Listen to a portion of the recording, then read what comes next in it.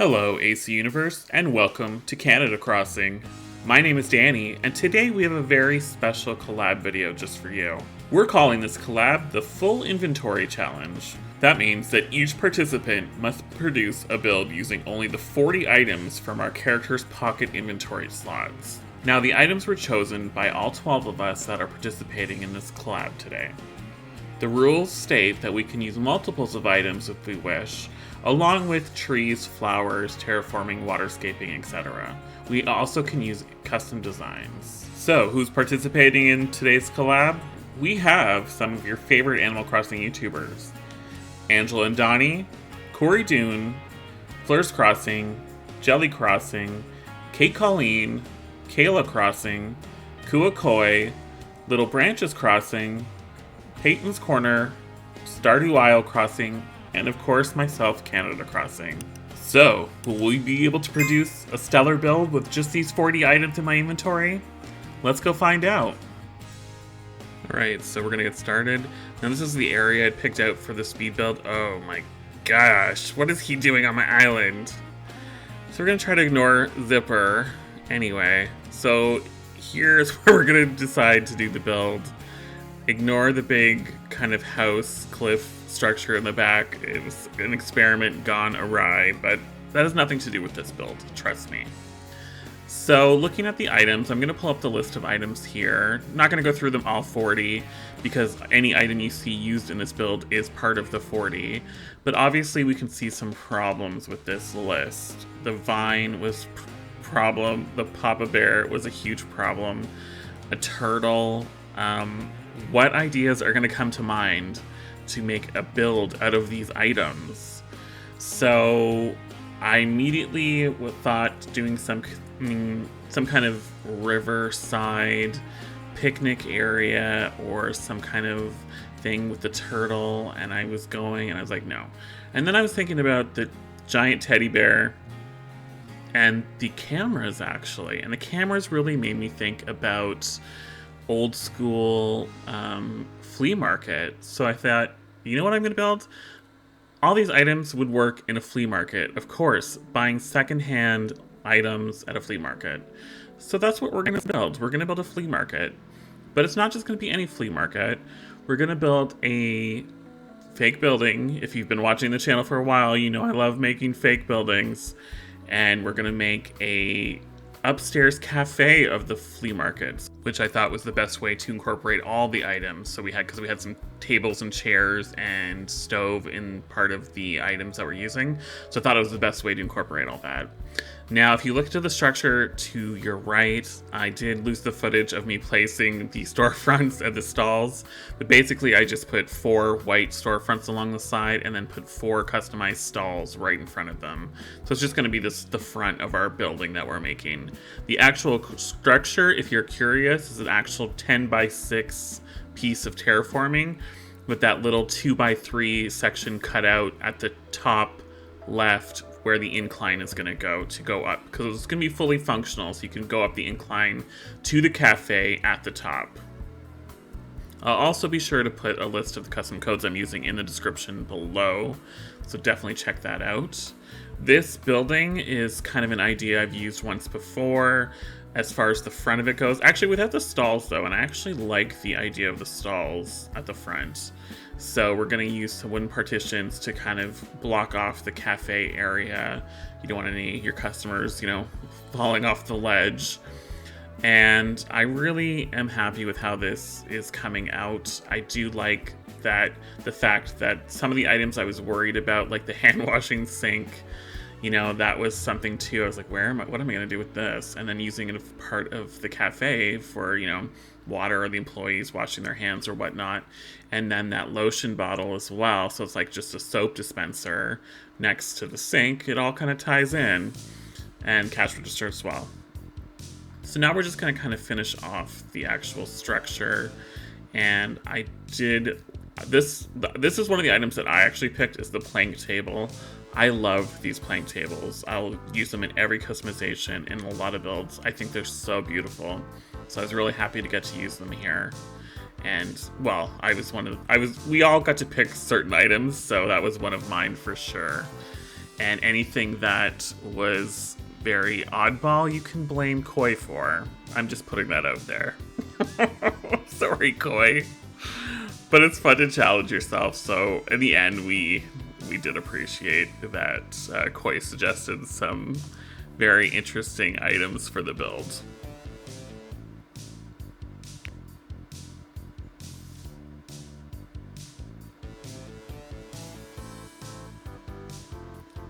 Moving back downstairs, I knew I wanted to finish off the building here with the other storefronts just along the side to make it, finished off as a real building would look.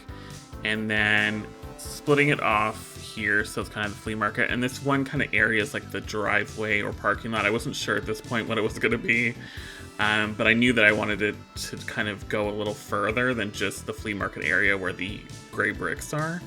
And I thought it turned out really cool. And then we're going to use some more wood partitions in a different color this time. If there's a wood partition build, if there's a build without a wood partition, I should say, then it's not really Canada Crossing build. So I love my wooden partitions, so I'm happy that they were selected as part of this collab. And I'm going to shove another one there. You'll notice that Zipper is still hanging around. I decided to let him hang around during the build for a while. I had to time travel after I put the incline in anyway, so I didn't realize he was going to be that close to me the whole time, but he literally hung out in like this area the whole time I was building. I could not escape him. So finally it got to a point where I'm like, no, okay, we're gonna time travel and put the incline in and get rid of this guy, because then he made his way into the actual area. So yeah. So now we're going to start, so this is the flea market area, so we're putting some random items. As much as I like the candles lit, these are candles for sale, it didn't make sense that they were lit, so I did take the flames off them, which of course I don't like aesthetically, but for the logical purpose of the build, it actually made sense. And I'm going to use some more of my plank tables, this time in a different customization. This is actually my favorite customization of these tables, and I love them. And also what's cool is a lot of these items, so we were allowed to customize them in any customization that we wanted. So that was great to use these things like these recycled bundles paper. I forget what it's called, recycled bundle paper. Recycled paper bundle maybe? I don't know. And I was able to customize them to look different enough that they look like they were different stacks of books for sale here in the flea market. So I thought that was, it was a great way of using the same item, but then changing it up enough that it doesn't just look too repetitive. And I got it. I got that giant teddy bear in there, or it's the Papa Bear. I'm glad he didn't pick the giant teddy bear, because that would have been horrible. So we're gonna finish off kind of this parking lot area. We have the bike, and then I realized that it looked kind of funny, just the pavement ending. So I put a sidewalk around it. Just finishes it off a little nicer anyway.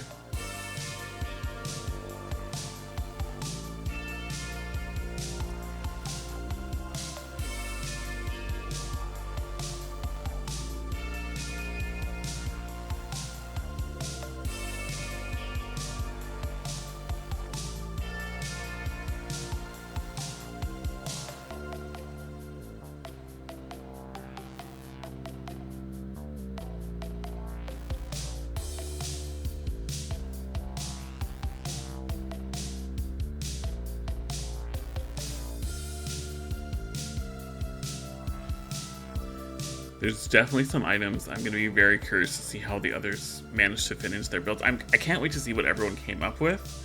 I'm going to obviously spend half the day Friday watching everybody's videos, because I can't wait.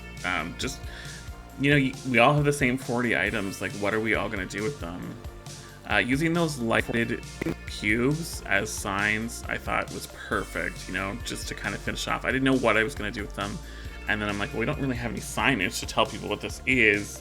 And I'm like, yes, these are gonna look so good. And I'm really happy with how they turned out. The giant vine as well. Yes, okay, it's a little hidden in the back, but it's still there. And I'm happy with that.